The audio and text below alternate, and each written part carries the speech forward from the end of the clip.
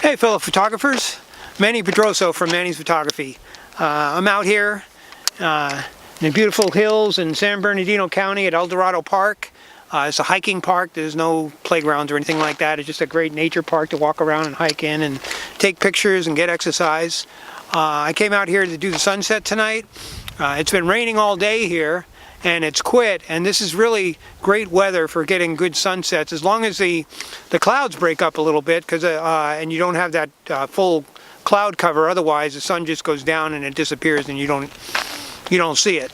But the clouds have broken up some, and as you can see behind me, the sun is going down over here, and behind me it's shining in that backdrop, and you can see how beautiful that looks when the sun's shining in that direction. And that's also a good thing to do when you're doing shooting when the sun goes down, and shoot in the other direction that the sun is shining on, because you'll get some really nice images that way too.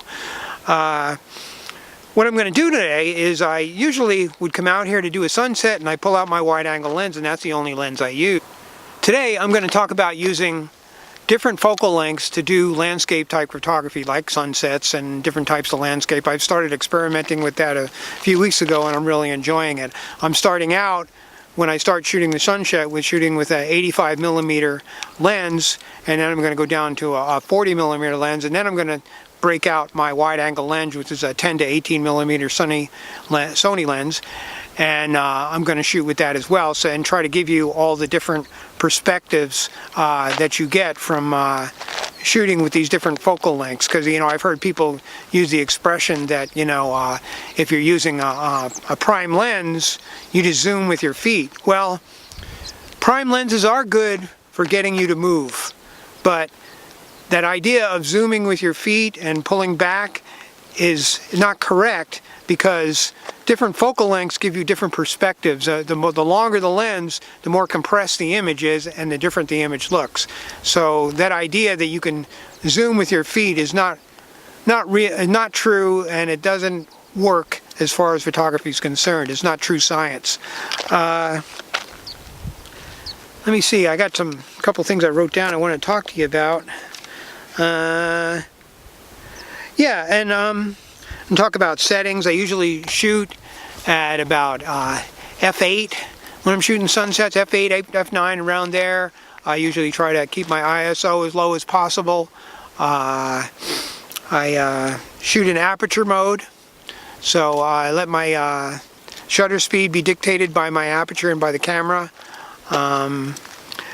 One thing that happened to me coming out here, I brought two tripods, and one of them, the camera that I'm recording this on, is sitting on, and the other tripod, I broke it out and I realized I had taken the tripod head off of it, the ball head off of it, and I didn't put it back on. So I have a tripod with no ball head on it, so I can't use it. So I'm going to just shoot freehand the sunset. I don't like to do that. You should always use a tripod, really, but I do have image stabilization in this camera. This is an A6500, so that'll be helpful, but I'm not sure how good my images will be. One good thing is you're not really that concerned about real sharpness in a sunset, because you want everything to kind of blend together, but you don't want it to look blurry either. So I'm going to set up my gear and get ready. I have about another probably 30 minutes before the sun's going to go down, and then we'll shoot some sunsets and talk about how I do it.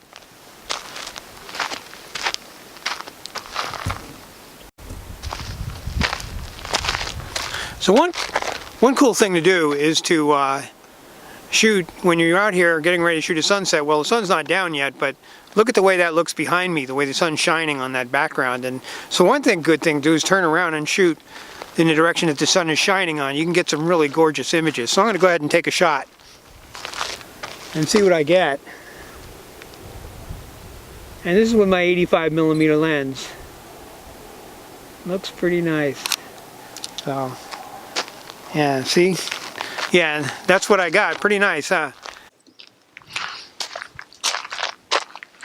Okay, so the sun, now it's starting to go down behind some clouds and it's still pretty high in the sky, but I can start getting some shots right now. You don't have to wait for the sun to go all the way down if you have clouds. So I'm going to take a couple of shots with my 85 and maybe take a shot with my 40 and go through the lenses and see what I get.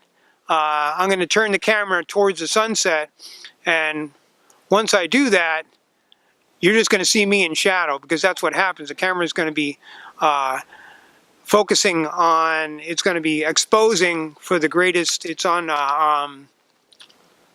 what do they call it, it's on multi-exposure. I forget the name of it now. But anyway, it's going to expose for the greatest amount of the picture. So it's going to expose for the background, and it's going to put me in and make me just a silhouette. So once I turn this and start, and you see how I darken up, because now it's starting to expose for that sky. I'm going to get some shots of this sunset the way it is right now. First, I'm going to take some shots with my 85mm and see what I get there.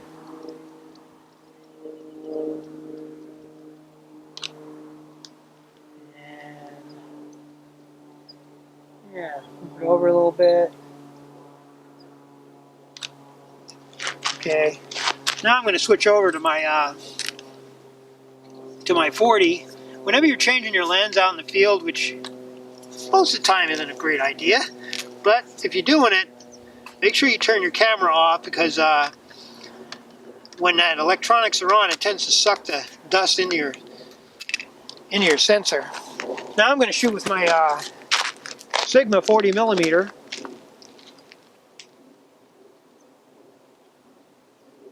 And that gives me a much wider view than my 85, of course.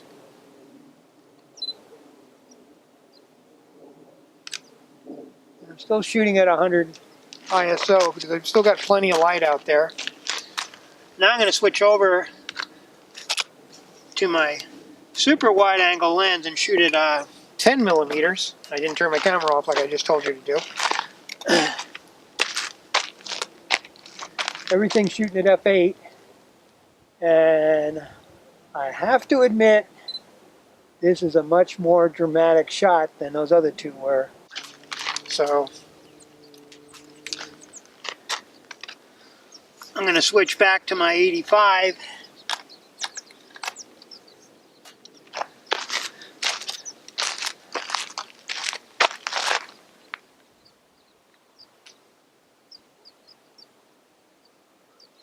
Shoot.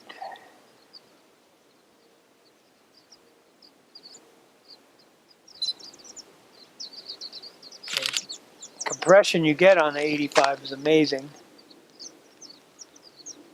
I have to actually move back a little bit. I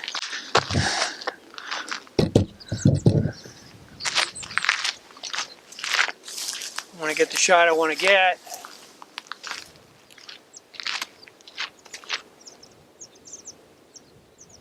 Ooh, I like the way it really kind of compresses it and layers it when you use that longer lens.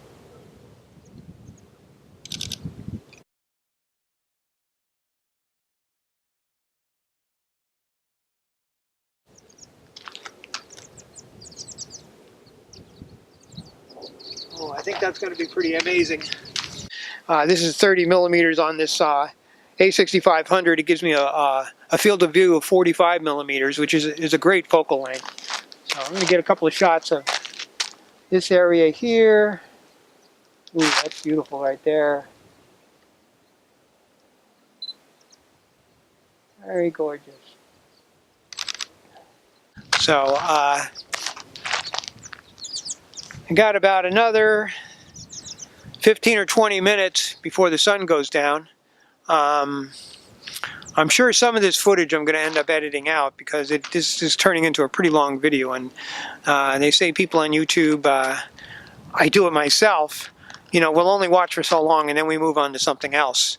So my goal and my aim is to just share photography with people, and to share my experiences, to share my experience, to share my any kind of things I've learned along the way. I've been a serious photographer for about 15 years now. I started shooting, believe it or not, I started shooting in my mid-50s, and actually my early 50s, and I'm not one of those people who started shooting. I read guys that say they got their first camera when they were 8 years old, and that wasn't me. So, but I love it. I enjoy it. It's just so much fun. It just so grows me. It helps me to get out of the house, I get out of my comfort zone. I go and do things that I wouldn't normally do. And it's just been a wonderful experience for me, learning how to do photography and getting better at it. And it's funny because I look at my images from 5 or 6 years ago, and what an incredible difference. I mean, every year you grow. Every year you get better. And it's just kind of fun and kind of neat to experience that. Okay, so sun's going down. In order for me to get good shots of the sun, I'm going to have to put my camera on the tripod. And like I said, I only have one tripod out here. So what I'm going to do is I'm going to wrap up the video part of this session here, and I'm going to go ahead and make some more images by putting my camera on the tripod, and as it gets darker. And I plan on staying. The sun is going down in about 8 minutes, and it'll go down. And the thing to do when you're shooting a sunset is don't leave as soon as the sun sets. Wait for a while. Stay for at least a half an hour after the sun sets, because you're going to see sometimes some really amazing things happen within a half hour after sunset. So anyway, I'm going to go ahead and shut this down, and then I'll put it all together when I get home, and I'll show you all the images that I took. So keep on shooting, and thanks for watching.